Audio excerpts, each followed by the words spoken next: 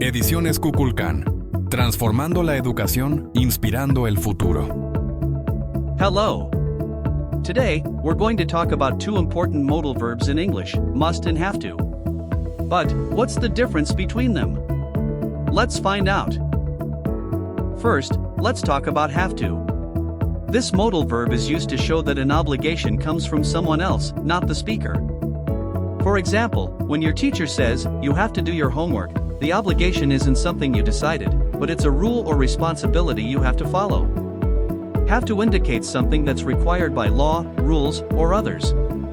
It's not personal, and you can't change it. Here's the basic structure for have to. Affirmative form, subject plus have to plus verb in infinitive. Example, I have to study for the exam. Negative form, subject plus do, does plus not plus have to plus verb in infinitive. Example, you don't have to bring your own books to class.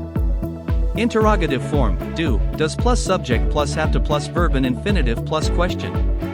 Example, do we have to finish this project today? Now let's move on to must. Unlike have to, must expresses a personal obligation, something the speaker thinks is necessary. For example, I must study more for this test, means that I believe it's necessary to study. The structure for must is simple. Affirmative form, subject plus must plus verb in simple form. Example, you must wear a uniform at school. Negative form, must not or mustn't for prohibition. Example, you must not talk during the test. Interrogative form, we can use must to make questions, and it stays in the same form as the affirmative. Example, must I leave now?